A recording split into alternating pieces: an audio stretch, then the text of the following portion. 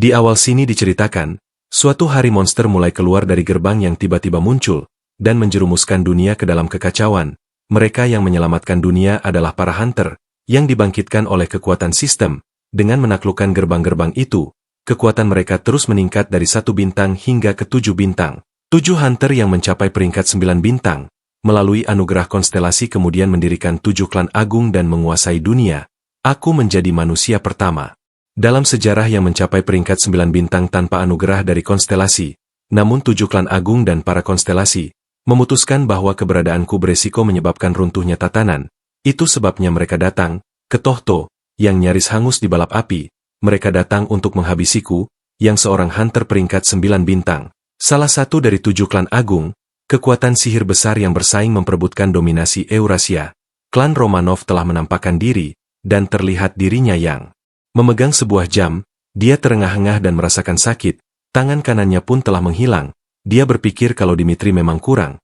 Terlihat di hadapannya terdapat seorang yang berkata, "Jadi kau orang yang menjadi hunter peringkat 9 bintang tanpa anugerah konstelasi, dan kini kau akhirnya mencapai ajalmu." Jadi orang tua itu bernama Dimitri ya guys. Dia juga adalah hunter yang telah mencapai peringkat 9 bintang, inkarnasi Odin, Mage King, yang bernama Dimitri Romanov. Sang MC berkata, "Apa alasan kalian mencoba menghabisiku?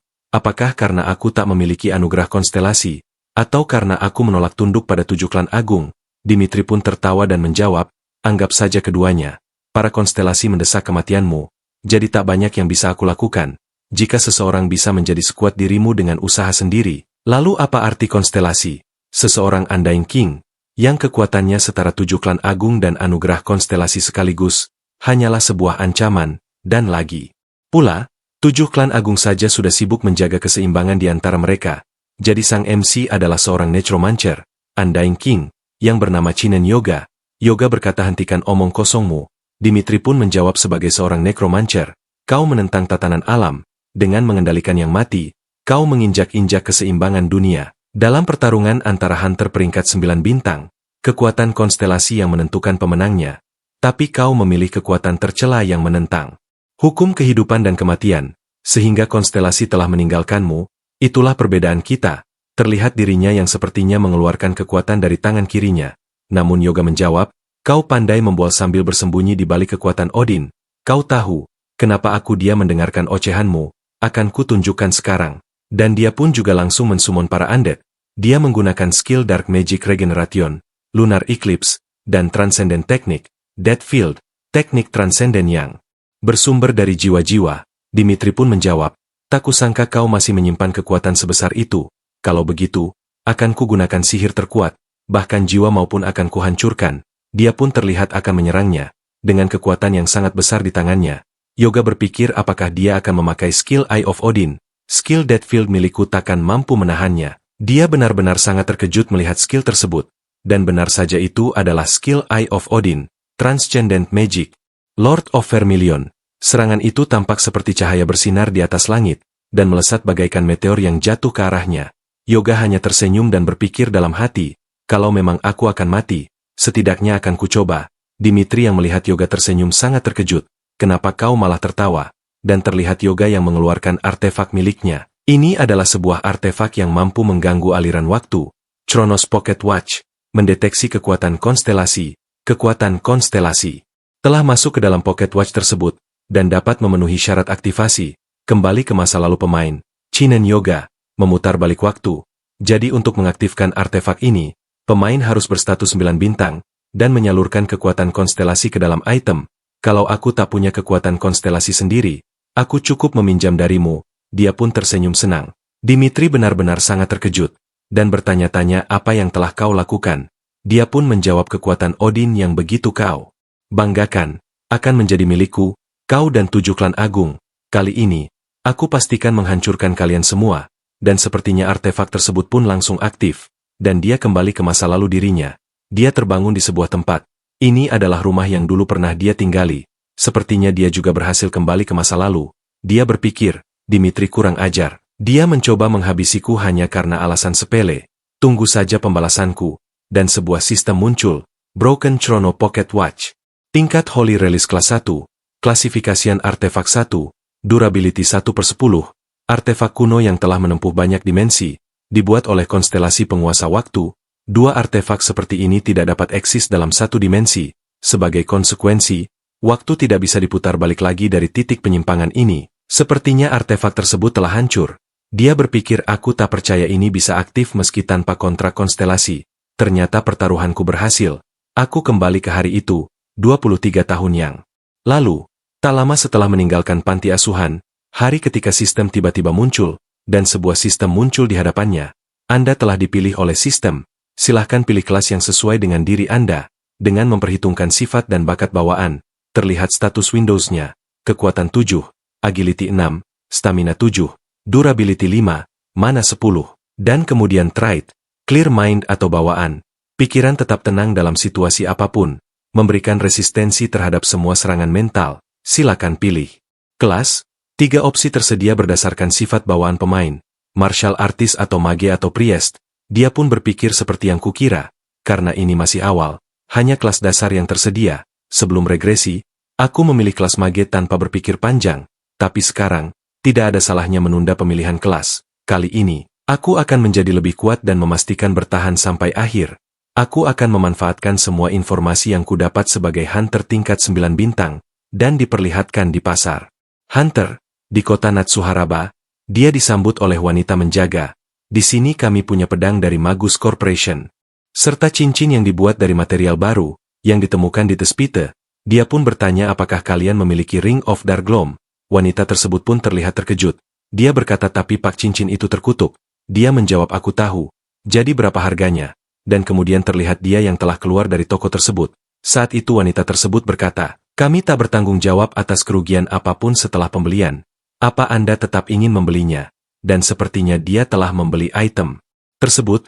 Dia berpikir wajar saja. Tak ada orang waras yang mau membayar 2 juta untuk cincin yang memberi semua debuff.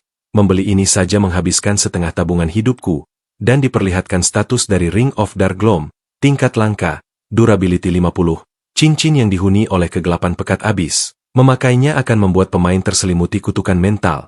Bagi siapapun yang mampu menaklukkan kutukan di dalam cincin ini, pengetahuan dan kekuatan nekromansi, dasar seorang nekromancer akan diberikan. Terlihat dia yang memakai cincin tersebut. Kutukanku adalah Dimitri. Ketika dia memakai cincin tersebut, dia seperti dipindahkan ke dunia yang sangat gelap, dan di hadapannya terdapat sosok Dimitri. Sosok tersebut berkata kau monster yang bermain-main dengan daging membusuk. Apa kau percaya bisa mengalahkanku tanpa anugerah konstelasi? Seharusnya kau tahu sekarang kalau aku tak bisa terluka tanpa anugerah konstelasi. Kau seorang necromancer yang ditinggalkan konstelasi. Bahkan jika kembali ke masa lalu dan bertarung, kau tak akan pernah bisa mengalahkanku. Terlihat sosok tersebut yang mengeluarkan serangan cahaya ke arahnya. Namun dia hanya tersenyum, dan dapat memblokir serangan mental. Clear Mind diaktifasi, resistensi absolut. Serangan itu tidak dapat menyentuhnya. Anda telah menyelesaikan trial dari Ring of Darkgloom. Kekuatan elektromancer yang tersembunyi dalam cincin kini terbangkitkan. Cara mematahkan kutukan Ring of Dark adalah dengan tidak melawan. Karena aku mengetahuinya, aku menjadi seorang nekromancer pertama di dunia ini. Aku tak bisa melawan 7 klan agung tanpa anugerah konstelasi katamu. Kalau begitu, aku akan menciptakan konstelasi yang memilihku, yaitu sang necromancer. Sistem kembali muncul. Anda telah menyelesaikan trial. Kekuatan necromancer yang tertanam di dalam cincin telah bangkit. Great item telah meningkat dari langka menjadi epic. Dia pun terlihat sangat senang. Silakan pilih satu kelas. Anda mendapat 4 pilihan berdasar unik trait Anda. Di antaranya adalah warrior, mage, necromancer, dan priest. Dia pun langsung memilih necromancer tanpa ragu. Kelas ini adalah kelas yang memanfaatkan mayat makhluk hidup, atau jiwa sebagai media kekuatan, bonus kelas. Pertama, mendapatkan trait, Guide of Death, konversi status mana, Spirit Power, Guide of Death, mengurangi konsumsi kekuatan spiritual sebanyak 20%, saat mengaktifkan atau mempertahankan sihir summoning. Ini permulaan yang bagus, tapi untuk sekarang aku cuma punya 2 skill, yaitu Rise Undead, peringkat E level 1, kategori Magic, persyaratan kelas Necromancer atau Trait, atau Spirit Summoning. Efek, mengubah jasa tak berjiwa menjadi undead. Kemudian Bone Control, peringkat E level 1, mempunyai efek menanamkan sihir ke dalam tulang agar dapat dikendalikan dengan bebas. Aku telah kembali ke masa lalu, jadi peringkatku juga kembali menjadi 0. Pengetahuan Necromancer yang terdapat di cincin masih kuingat di kepalaku, tapi aku belum bisa menggunakan skillnya. sepertinya aku tidak bisa melawan aturan level sistem dan tingkat bintang. Tingkat bintang adalah satuan yang dipakai untuk mengukur peringkat hunter, berskala 1 bintang hingga 9 bintang. Kalau mengikuti sistem, aku bisa mencapai 7 bintang, tapi aku tidak bisa mencapai 9 bintang, yaitu ranah transcenden dengan cara normal. Menjadi necromancer lebih awal saja tidak cukup, Dimitri. Kalau aku mau mengalahkannya, aku butuh Guardian Star. Jadi Guardian Star adalah konsolasi yang memberikan perlindungan kepada hunter, kemudian terlihat di sebuah tempat, di Temple of Chronos. Di sana banyak orang-orang yang sedang berkumpul, para konstelasi kuno yang kehilangan cahayanya setelah dikalahkan oleh Zeus dan Dewa Olympus. Seperti Helios, seorang titan yang menerima Olympus, dapat bertindak sebagai konstelasi, tapi, jam ini milik orang lain. Terlihat dirinya yang berada di sebuah tempat, dan menatap jam tersebut yang telah rusak. Baiklah saatnya bertemu dengan Valen Constellation, dan terlihat dia yang menghantamkan jam tersebut ke sebuah kotak yang ada di hadapannya, dan tiba-tiba jam itu bersinar terang, dia seperti dipindahkan ke tempat lain, dan tiba-tiba terdengar suara yang bertanya kepada dirinya, "Siapa? Kau? Makhluk dungu mana yang berani bersikap tidak sopan di hadapanku?" Terlihat di sana terdapat sosok dewa, dia pun berkata suatu kehormatan bisa bertemu denganmu, Kronos, sang Valen King dari kaum Titan. Dan terlihat dia yang menatap ke arah jam yang dipegang oleh Yoga. Dia pun bertanya makhluk kecil, "Apa kau memutar balikan waktu?" Dia pun menjawab seperti yang kau lihat. Valen King berkata manusia sungguh makhluk luar biasa jika menyangkut waktu. Melakukan hal ini bukan pencapaian kecil. Tapi kenapa kau membangunkan diriku? Yoga berpikir dalam hati, Kronos Olympus, ayah dari Poseidon, dewa yang memakan anak-anaknya. Setelah mendengar ramalan tentang kehancuran kaum Titan, tapi Olympus merampas segala hal dari dirinya, dan sekarang menjadi terlupakan. Tidak mungkin rasa bencinya pada Olympus sirna.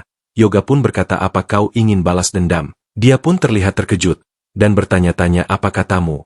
Yoga menjawab, "Kalau kau menjadi Guardian Starku, aku bisa membantumu balas dendam." Dia menjawab, "Satu manusia rendahan berani ikut campur dalam balas dendamku. Kau benar-benar mengira seseorang sepertimu sanggup menghancurkan Olympus?" Yoga dengan percaya diri menjawab, "Aku mampu mencapai tingkat 9 bintang tanpa bantuan konstelasi manapun, dan Zeus adalah satu-satunya target balas dendamku." Dia berpikir bukan hanya Romanov, tapi semua Seven Great Houses yang berpaling juga adalah musuhku. Yoga berkata, "Jika kita bisa menghabisi keluarga karangan Lis, konstelasi Olympus, yang menjadi Guardian Star mereka juga akan kalah. Dan ketika Olympus kehilangan pengaruhnya di bumi, pembalasan dendammu akan dimulai juga." Dia menjawab, "Untuk seseorang yang berani mengungkit dendamku, ambisimu cukup kecil. Kamu mungkin cukup kuat untuk mengaktifkan penanda waktuku, tapi seseorang yang dipilih oleh konstelasi tidak akan bisa menapaki jalan nekromansi. Aku tidak bisa menjalin kerjasama dengan sesuatu yang menentang hukum takdir. Sejak awal dasar kita sudah sepenuhnya berbeda." Yoga pun menjawab, "Bagi God of Time, mungkin saja, tapi bagi God of Harvest, itu beda cerita. Para konstelasi membentuk perjanjian berdasarkan kecocokan, dengan asal-usul dan sifat orang tersebut, bukan dari kekuatan. Kronos adalah God of Harvest and Time, dan Sabit, yang melambangkan hasil panen, juga merupakan simbol kematian, Harvest and Death. Keduanya sama-sama mewakili suatu siklus, kematian dan kelahiran. Artinya mereka adalah hukum alam yang saling bertentangan." Dia pun terlihat sangat marah mendengarnya. "Beraninya kau mengaitkan diriku dengan kematian. Ketahuilah tempatmu wahai makhluk fana." Dia benar-benar terlihat sangat marah. Yoga berkata, "Sekarang bukan saatnya dikuasai kesombonganmu. Apa kau sungguh mau hidup tanpa kekuatan ataupun reputasi? Kalau kau tidak keberatan selamanya terus di bawah bayangan Olympus, maka silahkan saja. Tapi aku murni datang kemari karena berpikir kau mau balas dendam. Meskipun itu berarti dirimu harus berubah. Bergabunglah denganku. Ayo rebut kembali kekuatan kita dan hancurkan Olympus." Yoga berpikir, "Aku tidak punya pilihan lain. Kalau ini gagal, maka kesempatanku habis di sini." Dan dia pun terlihat tertawa dan menjawab, "Kau benar. Belum pernah sekalipun aku melupakan dendamku. Kalau begitu, buktikanlah jika kau memang layak menjadi sosok yang menerima kekuatanku. Mengubah God of Harvest menjadi sesuatu yang menentang alam. Kau sendiri mengerti bahwa membalikan dasar MU sendiri akan mendatangkan sakit yang luar biasa. Kau tahu, bukan? Tahanlah. Aku akan menjadi Guardian Star MU." Dia terlihat akan memberikan kekuatannya. Namun Yoga menyuruhnya untuk tunggu dulu, karena ini sungguh mendadak sekali. Namun dia tidak peduli, "Aku menunjukmu sebagai utusanku. Jadilah Saints-ku." Dia yang mendengar hal itu benar-benar sangat terkejut. "Saints katamu?" Menjadi Saints berarti menerima divine power sebagai perwakilan suatu konstelasi. Dark Element dari Necromancer dan Holy Element dari seorang Saints. Dua kekuatan yang bertentangan sedang berada di dalam tubuhku. Kalau aku pingsan sekarang, kesempatanku mendapatkan Guardian Star akan hilang. Dia terlihat menahan seluruh kekuatan tersebut. Aku harus bertahan. Dan kemudian scene beralih, diperlihatkan dia yang berada di sebuah tempat. Dia sepertinya baru saja sampai di negara Jepang. Sepertinya dia telah berhasil melakukannya. Dan tiba-tiba sosok avatar dari dewa muncul. Dia berkata, apa dunia sudah berubah sebanyak itu? Aliran waktu benar-benar unik, menakjubkan sekaligus kejam. Bukankah kau sependapat? Sebuah notifikasi muncul. Bintang baru telah muncul di Pantheon. The Giant Reaper, Who Devi Heaven. Jadi Pantheon adalah kuil tempat bernaung para dewa yang telah menjadi konstelasi ya guys. Yoga berpikir untuk seseorang yang tidak punya blessing. Dia ini arogan juga, dan mulutnya tidak bisa diam. Meskipun Kronos telah kembali sebagai konstelasi, dia terlalu senang untuk seseorang yang tak punya pengikut, kekuatan, maupun divine protection. Kronos mungkin kembali menjadi konstelasi, tapi pada dasarnya dia dipaksa mengubah perannya menjadi malaikat maut karena sabitnya. Karena tidak ada legenda darinya yang menceritakan tentang melawan hukum alam. Aku harus membangunnya dari awal kalau dia mau memulihkan kekuatannya. Kronos berkata, aku akhirnya dibangkitkan kembali setelah sekian lama. Tentu saja aku akan merasa antusias. Aku sudah repot-repot membuatmu menjadi seorang Saints. Jadi mulai sekarang kau akan menggaungkan namaku sampai ke ujung dunia kan? Yoga terlihat sedikit kesal. Dia berpikir berkat itu juga, kami berakhir dalam situasi yang tak pernah ada. Saints adalah kelas peringkat tertinggi dalam job priest. Kukira dia mau mengalirkan semacam kekuatan ke dalamku. Tapi mungkin aku yang melewati batas, dengan mengubah Necromancer menjadi priest. Diperlihatkan notifikasi Saints of the White Knight. Efisiensi Holy Spell 30%. Tidak ada penalti dalam menggunakan skill Necromancy. Trait tambahan, White Knight. Dapat mengubah Holy Power menjadi Spiritual Power. Dapat menggunakan semua jenis skill dan equipment priest. Life Drain. Kategori Holy Spell menyerap energi kehidupan target. Energi tersebut dapat digunakan untuk meningkatkan kekuatan fisik atau healing. Elemen, Holy Power yang ternodai kematian. Priest menggunakan Holy Power yang dianugerahkan oleh para dewa. Sementara Necromancer memakai energi spiritual. Aku bahkan tidak pernah dengar ada yang mampu menggunakan keduanya sekaligus. Memakai Summoning Necromancy dan Holy Skill dari Saint secara bersamaan. Ini sih sudah seperti ngechat. Kronos berkata, jangan anggap dirimu sebagai utusan Guardian Star biasa. Aku tidak memilihmu tanpa pertimbangan matang. Yoga pun menjawab, jadi sejak awal semua ini sudah direncanakan olehmu ya? Dia menjawab, aku dulunya adalah God King. Raja dari segala dewa. Yoga berkata, di waktu sekarang pada tahun ini, kelihatannya gerbang di Furujuku adalah pilihan yang bagus, dan itu adalah Ancient Garden. Itu adalah tempat yang sempurna untuk menguji kekuatan baruku. Itu adalah sebuah gerbang yang terhubung ke dimensi lain. Gerbang dibagi menjadi dua jenis flow, yang akan menghilang setelah boss dan core dikalahkan, dan fixed yang bersifat permanen atau lock. Diperlihatkan sebuah gerbang yang bernama Ancient Garden, tipe fixed lock, persyaratan 1 bintang, ukuran medium, kepadatan mana 52%. Karena gerbang ini berjenis lock, dan memiliki batas masuk tingkat 1 bintang, hunter pemula pun bisa masuk dengan mudah. Semuanya sedang sibuk mencari party. Terlihat dirinya yang berada di tempat tersebut ya guys. Dan banyak hunter pemula yang ada di sana. Dulu aku juga pernah berada di posisi itu. Tapi pada akhirnya, partiku tidak pernah menjadi sesuatu yang hebat. Namun tiba-tiba dia ditawari oleh seorang yang mengajaknya untuk bergabung ke dalam partinya. Dia pun langsung menolak dengan tegas. Dan orang itu pun langsung pergi dari tempat tersebut. Dia pun berbicara kepada teman-temannya. Dia kelihatannya seperti pemula. Apakah kau yakin? Membiarkan dia masuk sendirian. Salah satu rekannya menjawab, apa maksudmu? Dia jelas menolak kita. Jadi kita tidak perlu mengkhawatirkannya. Kemudian terlihat Yoga yang berkata, di level ini, sendirian saja sudah lebih dari cukup. Aku akan menguji skill-skill baruku. Dan dia pun langsung memasuki gerbang tersebut. Di hadapannya terdapat sebuah tempat yang jauh berbeda. Ini seperti taman, tapi ini sangat sunyi sekali. Biasanya, di saat seperti ini, pasti ada sesuatu yang muncul, dan terlihat sesosok monster yang akan menyerangnya dari belakang.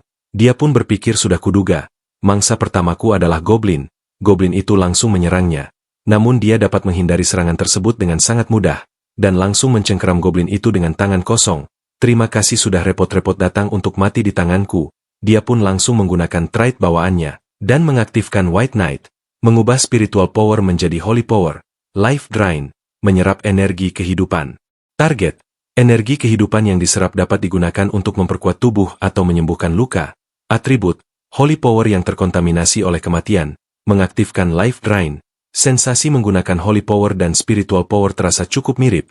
Dia pun langsung menyerap energi kehidupan goblin tersebut, dan basic status ini telah meningkat. Ini sungguh tidak wajar. Menghabisi mereka dengan kekuatan ini benar-benar meningkatkan statistikku, karena bonus naik level adalah 5 poin. Apa itu? Berarti menghabisi 25 goblin sama dengan naik 1 level. Terlihat Kronos yang muncul. Dia bertanya apakah kau menyukainya. Yoga menjawab ini sangat luar biasa. Kronos pun menjawab pujilah aku, dan akui keagunganku. Yoga pun berkata dalam hati, aku tidak punya pilihan selain mengakuinya dalam kasus ini. Dia berkata baiklah. Berhubung aku memiliki mayatnya, aku akan memulainya. Dan dia mencoba membangkitkan goblin tersebut dengan kekuatannya. Jawablah panggilanku, Raise Undead, dan goblin itu pun diselimuti oleh aura nekromansi. Tingkat penyempurnaan zombie ini sangat tinggi. Semua statistik meningkat 97%. Dengan ini, aku bisa menyelesaikan gerbang ini sendirian. Namun terlihat di belakang sana banyak goblin yang mulai bermunculan. Kurasa ini bisa jadi tempat uji coba yang sangat sempurna. Dia pun menyuruh zombie miliknya untuk menyerang para monster yang ada di hadapannya, dan mulai menggigit para goblin tersebut. Terlihat goblin-goblin lain yang sangat terkejut dan langsung menyerangnya. Dia berkata ada apa? Apa kau takut karena dia masih hidup? Makhluk itu adalah zombie, jadi dia tidak akan mati meski kau menusuk jantungnya. Dia menyeret salah satu goblin, dan langsung menyerap jiwanya.